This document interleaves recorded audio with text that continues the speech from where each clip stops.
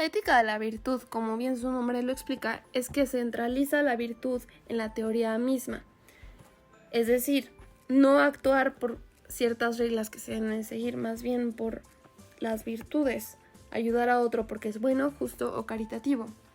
La necesidad de las virtudes fue importante desde el siglo XVIII, pero volvió a ser importante en el siglo XXI. Una virtud es un rasgo de personalidad que lleva intrínsecamente a una persona a comportarse de cierta manera. Los griegos nombraron 10 virtudes esenciales, las cuales son sabiduría, justicia, fortaleza, autocontrol, amor, positividad, trabajo duro, integridad, gratitud y humildad.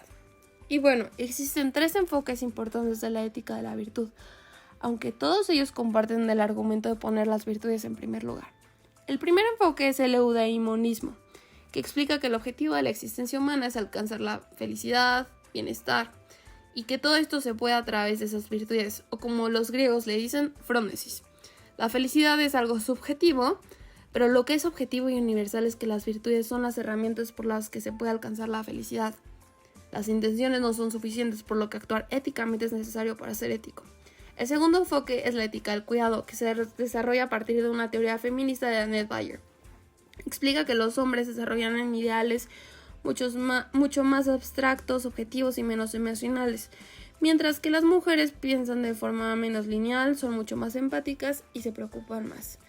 Por ende, la ética del cuidado aboga más por un enfoque feminista, porque las virtudes se refieren al cuidado de los demás, la paciencia, sacrificar la felicidad de uno para llevar la felicidad de otros, entre otras cosas más. Y por último, el último enfoque es la teoría basada en agentes, desarrollada por el filósofo Michael Slot. Estas teorías se basan en la creación de virtudes a partir de nociones de sentido común sobre en qué son las virtudes. Utiliza las virtudes más grandes como amabilidad y mostrar misericordia. Estas teorías trasladan la carga de ética a la vida interior de los agentes para realizar esas acciones y lejos del intérprete de la filosofía moral. Las virtudes existen en otras personas moralmente decentes, por lo que tratamos de ser más como ellos y encarnar y adoptar esas virtudes como propias. Los problemas que ciertos filósofos y escritores critican dentro de la ética de la virtud vienen desde cómo está estructurada esta ética, ya que muy pocas personas critican a las virtudes en sí. Uno de estos problemas hace referencia a que la ética de las virtudes es subjetiva y relativa a las virtudes que tiene cada individuo. Esto se debe a que en el mundo hay diferentes culturas, razas, tiempos y otros factores que hacen prácticamente imposible obtener un valor con el que todos estemos de acuerdo. Por lo que algunas críticas dicen que es simplemente imposible tener una lista de valores que rijan a todo el mundo.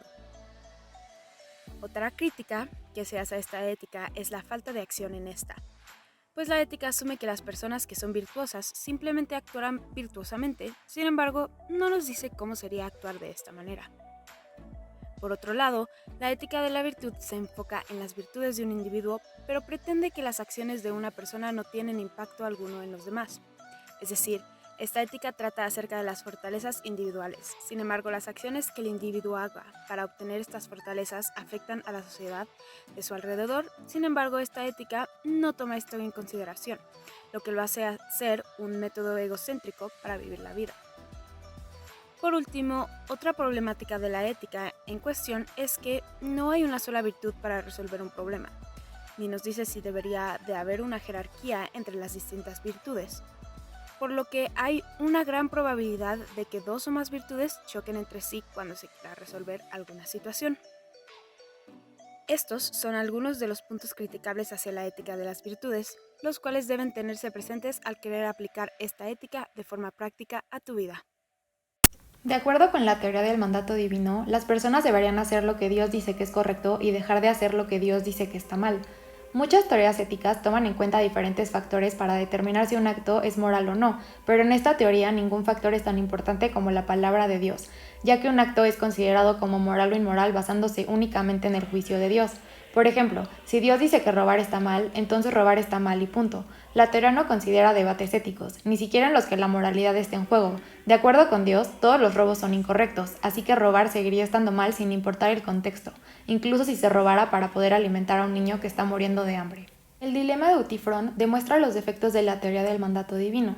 Fue propuesto en un diálogo con un hombre ateniense llamado Utifrón por el filósofo griego Platón, y se basa en la cuestión ética de la intención contra la pureza absoluta de un acto. Por ejemplo, ¿Matar está mal porque, como lo dice la teoría, Dios lo prohibió? ¿O es al revés? Dios prohibió matar porque está mal quitarle la vida a alguien.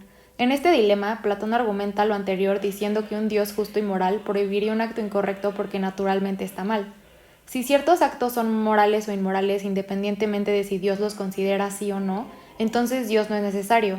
Los actos solo son morales o inmorales y no tienen nada que ver con Dios, quien divinamente los ordena o los prohíbe.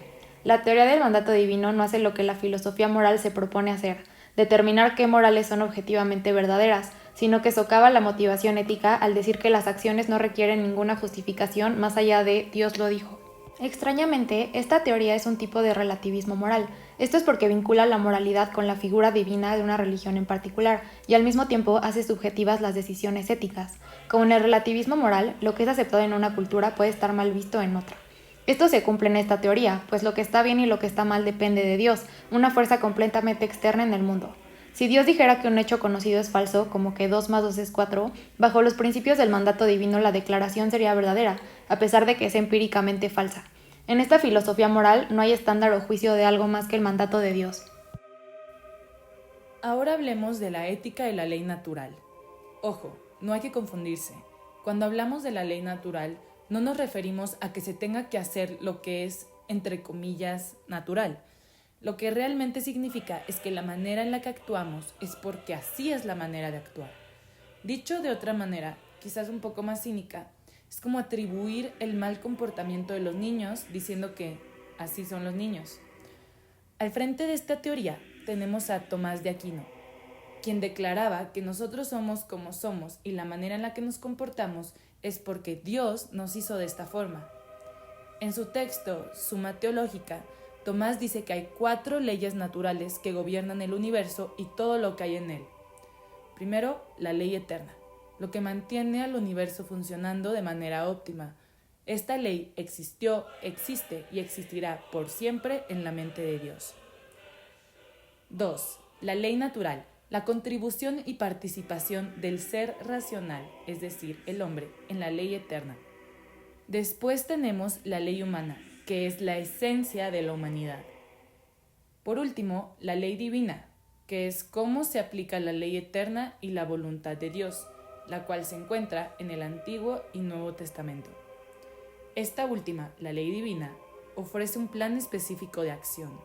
Tomás decía que la ley divina, junto con el cristianismo y la Biblia, son cruciales, ya que los humanos necesitamos de una guía divina para comportarnos correctamente debido a nuestra incertidumbre e incompetencia innata. Para acabar, Tomás de Aquino aportó algo a la ética que seguramente has escuchado ya varias veces, que nuestras acciones tienen consecuencias y que debemos ser conscientes de ello. El relativismo ético es un concepto interesante dentro de la filosofía moral, porque se compone de contradicciones como de comparaciones. La teoría reconoce la universalidad de la ética tanto en lo individual como dentro de las sociedades en las que se vive. Entonces, ¿cuál es el principal problema? Existen varias construcciones éticas y conceptos que hacen muy difícil, por no decir imposible, encontrar las verdades universales de la ética en la historia de la raza humana, ya que cambian dependiendo la época, sus individuos y sus sociedades. Un ejemplo puede ser matar. En algunas sociedades se considera el acto de matar un acto atroz e injustificable. En otras sociedades, probablemente una sociedad guerrera justificaba el acto de matar, como en el caso de las guerras. Prácticamente todo depende de las circunstancias en las que te encuentres. Esto es lo que distingue de una cultura a la otra. Esto es relativismo ético. No existen los principios morales universales para todas las sociedades e individuos de las diferentes épocas. La ética del relativismo se respalda con los hechos históricos de diferentes partes del mundo. Otro ejemplo puede ser la poligamia. En algunos países, sobre todo de origen musulmán, está bien visto practicar la poligamia, ya que se considera algo natural y está dentro de sus religiones. Sin embargo, en países del occidente como Estados Unidos, nunca se ha visto bien la poligamia, hasta la mayoría de las religiones la penaliza. El problema con el relativismo ético. A pesar de las pruebas, como los ejemplos anteriores, en general los éticos no creen en el relativismo ético. Esto se debe a que el estudio académico de la ética se basa en encontrar las verdades universales de la ética, lo que significa ser humano y sus actos. El rechazo del relativismo ético tiene que ver con los principios morales estos están relacionados a sus mismos actos. Por ejemplo, en los inicios de la esclavitud, en Estados Unidos, la sociedad lo aceptaba, pero sigue estando moralmente mal. Y este fue uno de los motivos por la cual se creó una guerra civil en este país. La metaética es una rama de la filosofía que estudia la creación de la moral. El primer término dominante en este es el realismo moral, donde hay verdades morales constantes y valores universales sobre qué es el bien. Su enfoque es casi matemático o científico, y se considera directo y poco flexible. Sin embargo, es difícil comprobar la veracidad de los hechos morales ya que no se pueden observar de la misma forma que algo físico. El realismo moral se puede dividir en naturalismo ético, que se refiere a las verdades que se sostienen objetivamente y sin importar su aceptación, existen sin la etiqueta de bien o mal. Sin embargo, el filósofo G. Moore se dio cuenta de que esto a la vez creía una falacia en la que conceptos como bien tendrían que quedar indefinidos, por lo que respondió con la otra variante del realismo moral que es el no naturalismo ético. Este sostiene que las declaraciones éticas no pueden ser definidas o cuantificadas más que por sí mismas. A partir de este último nace el intuicionismo ético, el cual pretende resolver el problema epistemológico. La epistemología estudia la naturaleza del conocimiento, pero si es imposible saber si algo es bueno o malo, entonces también sería imposible distinguir entre lo bueno y lo malo. En el intuicionismo ético se asume que los seres humanos tenemos una habilidad especial llamada intuición moral, la cual nos guía hacia las acciones morales, es decir, nuestra conciencia. Por otro lado, el antirrealismo moral argumenta que no existen valores morales objetivamente verdaderos. Los subconceptos del antirrealismo moral son los siguientes. El subjetivismo ético argumenta que las declaraciones morales solo pueden ser ciertas o falsas desde el punto de vista de un observador externo. El relativismo moral, donde la moral se vuelve correcta a través de la aprobación social. La teoría del comando divino, donde algo es bueno o malo si está divinamente ordenado hacerlo. El subjetivismo individualista, donde cada ser humano individualmente define lo que está bien y lo que está mal. Y finalmente la teoría del observador ideal, donde se asume que hay un observador racional y capaz de actuar perfectamente, el cual juzga si la acción es buena o mala.